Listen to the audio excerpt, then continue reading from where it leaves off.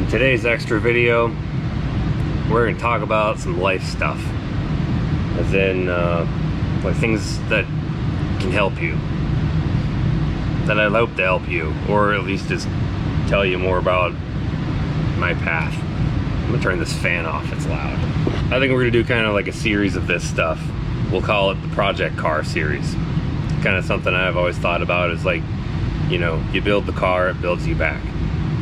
So, look, we'll call this Project Car Talk. We'll continue that over here. We did a few of those on the main channel a long time ago, but as things grew, it just became not the place for it.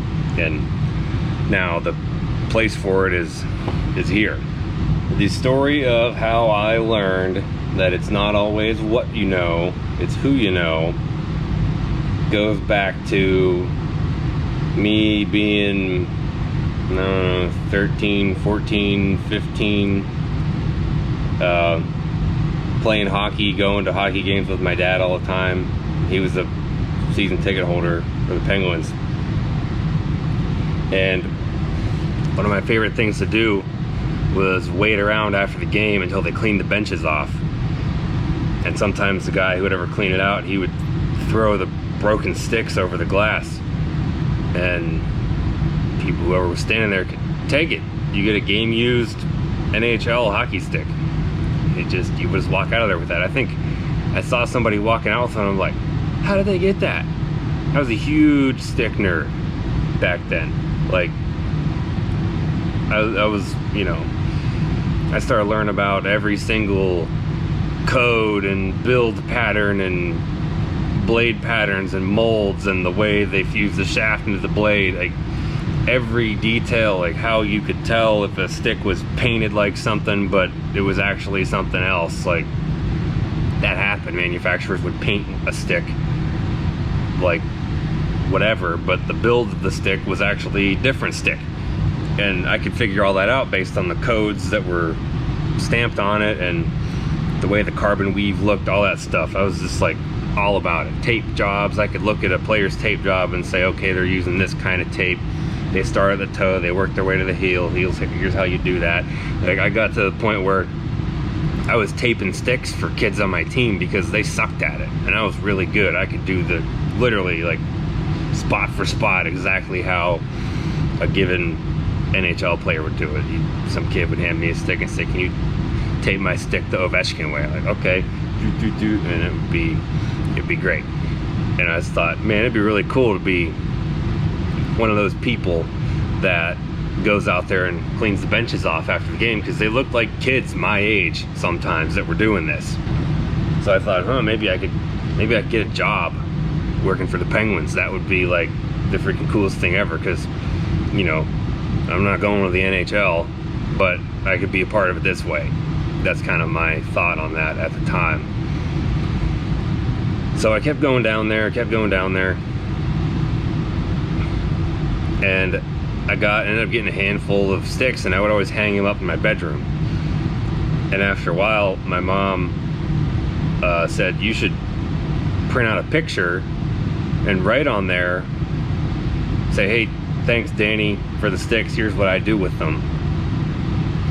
That way, she said, because I figured out the guy's name was Danny. This was one of the older dudes, not the kids. The kids usually didn't throw the sticks over the glass, they would just pick up the water bottles and, you know, stuff like that. She said, maybe if you do this and he knows what you're doing with them, he'll give them to you instead of somebody else. So she helped me do that. Took a picture of my bedroom, cleaned it all up with all the sticks on the wall, and went down there before the game this time, when he was going to put the sticks out on the bench. This was the opposing team. We sat behind the opposing team's bench, and the glass was so tall there wasn't any break in it. This was back at the old Mellon Arena before the tunnel was in the benches. It was back then the players skated out across the rink and then went over to the bench. So I couldn't talk to the guy, but he looked at the picture and he was like, oh, that's really cool. Like, you know, made him happy. So he leaves. I go over to the Penguins side of the bench because the warm-ups are about to start, and like out of the corner of my eye, I see this stick come through a gap in the glass on that side. And I look over and it's this Danny dude. He's handed me an unbroken Chris Kunitz stick right off the rack, all taped up, everything ready to go. Like, he just took it and gave it to me, like, hey kid, here's another one for your wall that's not busted. And I was just like, oh, this is the coolest thing ever. I still have it. I still have all those things. And the dudes that were standing behind me, I turned around and their jaws were just on the floor. They're like, what did you do? How did you do that? Why did he give that to you? And I was just like, I don't know. And I left. And then I watched the whole game holding this stick, and people were just probably thinking, how the heck what is this kid doing with that? But anyway, next year comes around, the Mellon Arena's gone, Penguins move across the street to a new stadium, or arena, whatever you want to call it. And this time the tunnels to the locker room are part of the bench. So now I can go up to the railing and actually talk to these people, which I started doing. And I got to know this guy a little bit. I talked to him. I'd give him these little mini hockey sticks because I'd make them with the right graphics and stuff, and like, you know, copy the tape jobs. And I handed him one like with his name on it that I custom made to look like a real stick. And I typed out this letter and said, hey man, really appreciate all the sticks you've given me. I make these, made this one for you.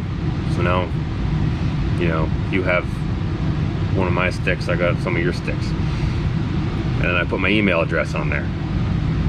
I said, oh, my favorite players like Evgeny Malkin and all this stuff. And a couple days later, I'm sitting in 9th grade algebra class, and I get an email from this guy. I had one of the original Androids, and I checked it in my pocket. I'm like, oh my god, I got an email from the Pittsburgh Penguins. And it was this Danny dude, the equipment manager.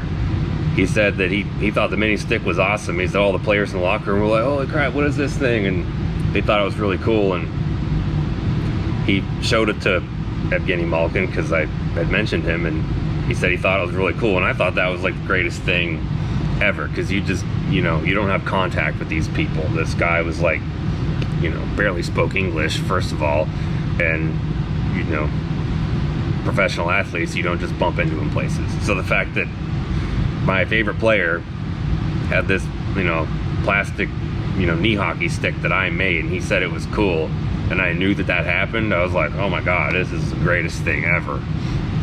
So I emailed him back and said, oh, that's amazing. If I make one for Malkin, would you be able to give it to him for me? And he said, yeah, sure, I can do that. So next game I went to, I came back with one of those. I gave him one. And so this whole time I'm thinking, I'm building my relationship here. Maybe I can get a job working for them. So he says, he takes the stick back, and, you know, a couple days later, I get another email. He said all the guys were like, oh, these things are so cool, whatever. And this other guy, Craig Adams, who was a player for the Penguins, he asked this guy if he could ask me if I would be able to make 2 of them for his kids. And, you know, he told me what his kids' names were and whether they shoot left or right-handed and that stuff. One of them was a girl, so I inverted the graphics and made it like white and pink and stuff. And I gave it to him. And by this point, I was like establishing a reputation inside the Penguins locker room as like the mini stick kid. I'd never met any of these people, but Danny, the equipment manager, was like the mini stick plug. Just everybody was thinking, where does the guy get this stuff? I don't know. So it got to the point where I was making them for these players, and he would just bring me bags of tape right out of the locker room. The real wide tape. You couldn't buy the wide tape. You always got like the skinnier stuff. But the pros used the wide stuff, so I wanted the wide stuff, and I taped my sticks with tape right out of the Penguins locker room, and I thought that was really cool. And so one of those times I got to talking to him, and I said, you know, I'd really like to work here. You're doing what you do, like, you know, be an equipment manager someday or something. I think that'd be pretty awesome. You know, you deal with the companies, you help players pick the better curves, or you say, oh, well, your shoulder pad, it gets in your way when you do this. Let's cut this and melt that and move it over here so it's better. Like, maybe try this palm in your glove, that kind of stuff. It's like kind of like a race car. You're optimizing your equipment to better suit what you're doing. And the equipment managers are kind of like the crew chief of the gear for a hockey player, because the difference in your stick can make or break what you're doing. If you have the wrong lie, like the angle of the blade, or the wrong curve, or the wrong flex, any of that stuff could just make or break your ability. You couldn't shoot accurately with one versus the other. You muffle passes, stuff like that. And I thought I'd be really good at that. I would have been really good at that. And I said, well, those kids over there, they help clean up the bench and stuff. Like, how did they get a job? Why can't I'd like to do what they do. And he said,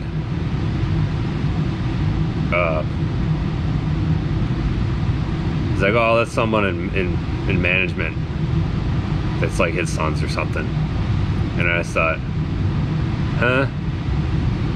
Like, so you're telling me these kids are just doing this because their dad's works in the front office at the team or something? Like, they don't even know anything about sticks.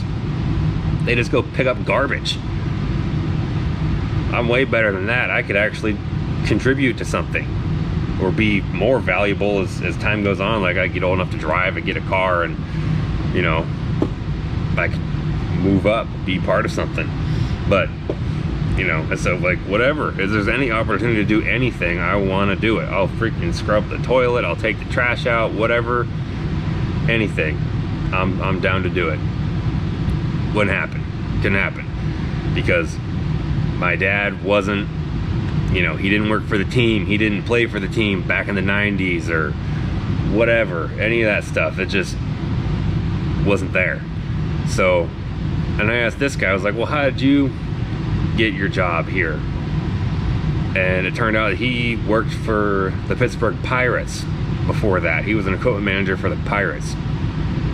And he got the job with the Pirates because his neighbor was one of the Pirates guys, and he said, yeah, why don't you come help me with this or whatever. So he ended up doing that, meeting somebody, and then gets, oh, well, now you're hired by the Penguins to do the same thing. I don't really know. But it kind of occurred to me then that it didn't matter how much I knew, or how useful I could be, or how passionate I was about it. It did not matter, because I did not know the right people. I did not have the right strings attached to my last name to get me in that door. No matter what I did, it just wasn't going to happen. Not there anyways. And I think my dad told me, he's like, well, that's just one of those things. It's not what you know, it's who you know. And that just stuck with me.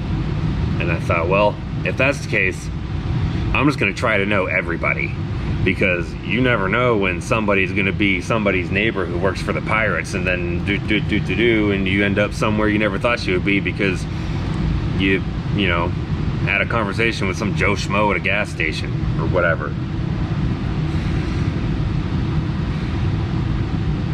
So from then on, I made a point to put myself in places and situations where I would be around people that would be good to know. Like, my dad would be golfing at the golf club or something, and he'd be down on the men's grill. I used to detail cars, and I detail cars for the people that my dad would golf with at the country club. And he what I would do is, like, these guys, they'd show up in the morning for their round of golf. They'd leave the keys in the car. I would go there, I'd take it, detail it, and then bring it back before they were done. And then they go home with a fresh, clean car, and they're happy. And I made pretty good money doing that, because one, I didn't really do like a whole freaking detail, because I had to have the thing done in like 4 hours, typical round of golf. So I didn't like buff it or anything, but you know, I vacuumed everything, got all the stains out, all that stuff. Did the, you know, got the outside all shined up. It looked like, you know, typically like it would come off a showroom floor, because most of these guys didn't have stuff that was super old. And before long, I'm like, I can make 200, 250 bucks in a day by myself. This is great. I need to get like a system going. I need to get more of these guys, because if I could do 4 cars a week, I'm making $1,000 a week for, I don't know, not even a whole day's work each time I would do that. So I'd be doing something and my dad would text me, hey, I'm down at the men's grill, and so-and-so and so-and-so and so-and-so are down here. They'd be good guys to know. You should come over here. So I'd go over there and sit down with whatever they were doing, and I'd just listen or try to involve myself in the conversation, or learn stuff, because all these guys that were part of this country club were typically self-employed, successful people. Anything they had to say is something I wanted to listen to, and I also wanted to gain them as a customer cleaning their car. So it was a win-win. If he told me, hey, you should come over here, there's these, you know, these people are here, that'd be good to know, I'd go over there. And I kind of learned how to sit at sit at the table, because I'm, you know, I think I was like, this was towards the end of high school, or even after high school. When I was in college, I was doing this. This is basically how I funded the parts that I had to buy for the Escalade that were not sponsored, was doing that. And through doing that, realizing that, you know, it's not what you know, it's who you know, getting to know all these guys. You know, some of them were car guys. They got to know what I was doing, or why I was busting my ass so hard trying to clean every single car in that parking lot as often as I could. So some of them, they could afford to have me clean their car when they didn't really need to have it cleaned. They just got to the point where they're like, yeah, you know, I want my car cleaned once a week, I don't even care. So there's one guy in particular, he was like my #1 customer. He would have me clean his truck. He had this really nice L5P Duramax. I'd clean that truck once a week. Sometimes I would clean it and it would still have tire shine on it from when I cleaned it the time before. I would literally just, I'd wash it, I'd wipe the brake dust off the wheels, shine the tires, vacuum the 6 crumbs out of the driver's side of the truck, maybe wipe a couple smudges off the back seat from his kids, because they didn't really ride in that thing that much, and bring it back. And I'm like, man, you know, I feel bad. It's like not even dirty. And he was just like, I know. And then handed me more money. Like, cool. You know, whatever I was doing, he was vibing with. And then there was another guy who, I was dropping off somebody else's car one time. Because even if I wasn't cleaning a car, if I wasn't cleaning their car, I got to know these guys from hanging out in the men's grill down there. So they'd see me walking around in there, they knew I was doing something. They'd stop and talk to me, or they're riding their cart by or whatever. This one guy stopped and says, like, hey, let me know if there's anything I can do to help you with that Escalade. And I was like, well, I'm saving up for a block. I needed to buy the dart block, and that was like, you know, between the block and the crank, I think I needed $4,000, which was like earth-shattering amounts of money back then. And he said, well, he's like, give me a call in a couple days, let's talk about it, I want to help. So I said, okay. I did, and I met him. I brought my little sponsorship document packet thing that I took to trade shows with me, and we went and had lunch, and I showed it to him, and I told him how much the engine stuff was that I needed, because I already had the head sponsored, I had the block and crank sponsored, or not the block and crank. I had to buy the block and crank. I had the rods and pistons sponsored by CP Carrillo, and I already had the intake manifold and other stuff. So if I could secure the block and crank I had the whole 427, and then the Escalade could start life as a 427 instead of having to use a 6-liter and then do the good engine later. I told him how much it was, and he said, he's like, I'll tell you what I'm gonna do. Like, I'll give you $3,000. You just have it. Like, you go put that towards your engine, and just don't forget about it. So, someday down the line, you know, whenever you're successful, you can do the same for somebody else. You pay it forward. And he said, I don't need nothing in return. I just want to help you get going where you're going faster. He said, because I believe that you're going to get there, and if this helps you get there faster, then I want to do it. And I was just like, dude, okay, deal. Let's freaking go. So I left, and I'm just thinking, man, how did this happen? And then a few days later, I come home and come around to the back door, and there's an envelope stuck in the door, and I open it up, and it's a check for $3,000. And I'm just like, next day I go deposit it, call Dart, hey, I'm ready to order the block and crank. Okay. And I already had a partial sponsor deal from Dart, but I couldn't get the whole thing. They would not do a full sponsorship, actually, because of that LSX Willys guy. They told me they sponsored him a block and crank, and then I don't know, like 6 months or whatever after he finished the big build, he went and sold the thing, and they were just like, the heck, bro? Like, so that guy is why I could not get a fully sponsored block and crank from Dart. Fun fact. But that's how that happened.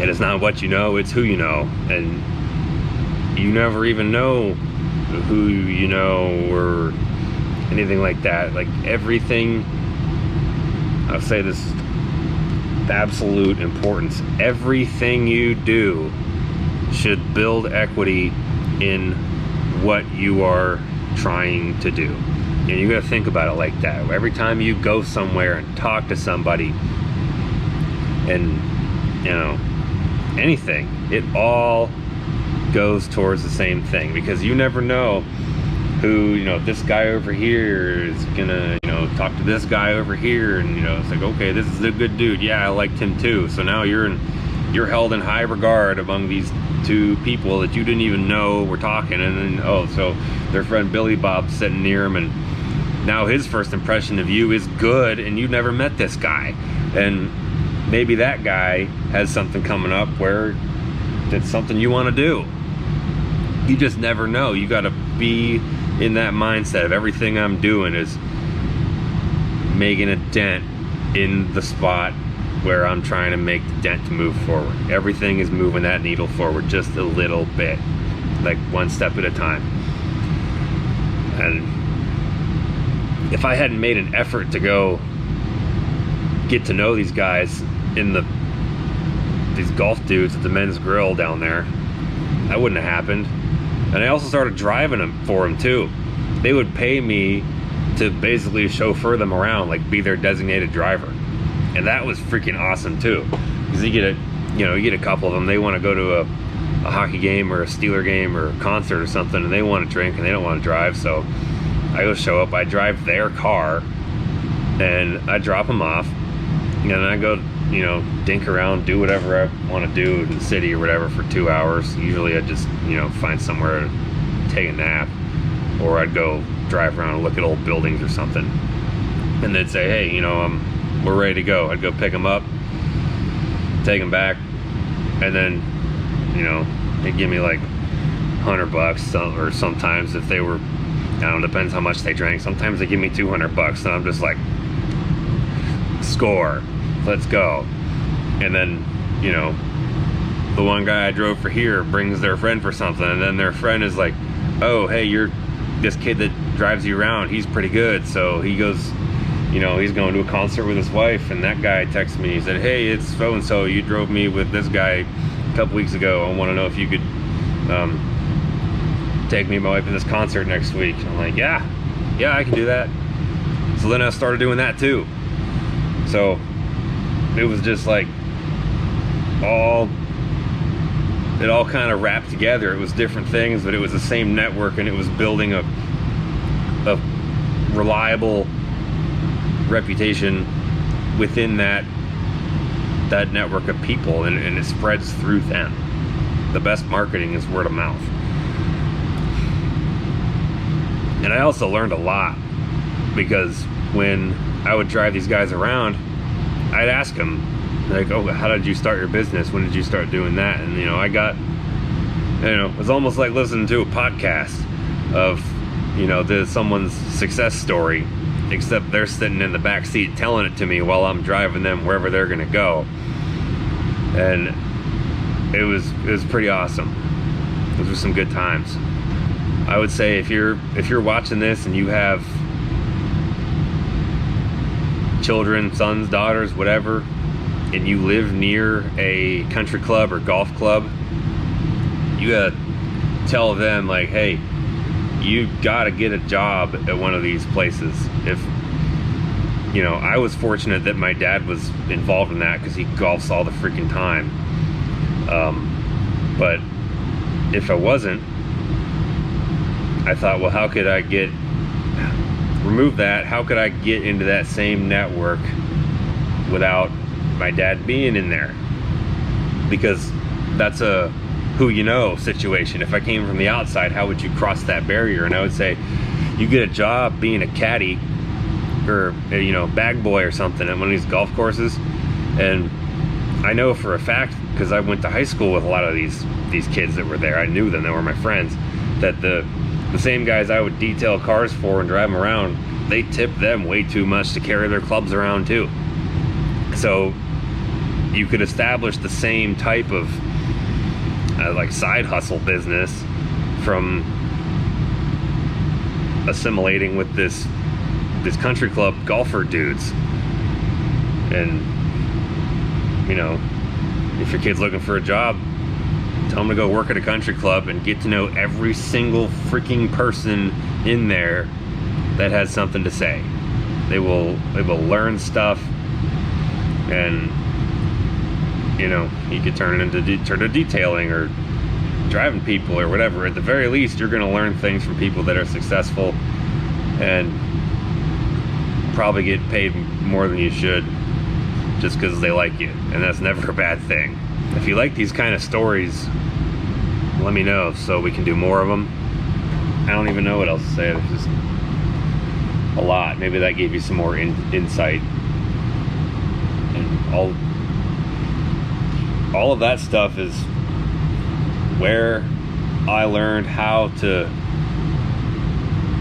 network, I guess, to put myself in the place where things could happen.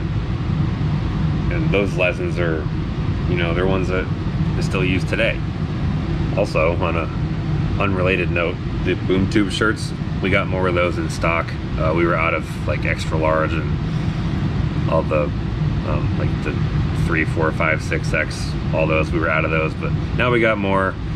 So if you'd like to, if you missed out on one before and you want to grab one, now you can. We got more of these hats and these ones too. We kind of got to restock on all that stuff. So I'm not pressuring you to buy anything. I just wanted to tell you in case you wanted one. So we will see you on the next video.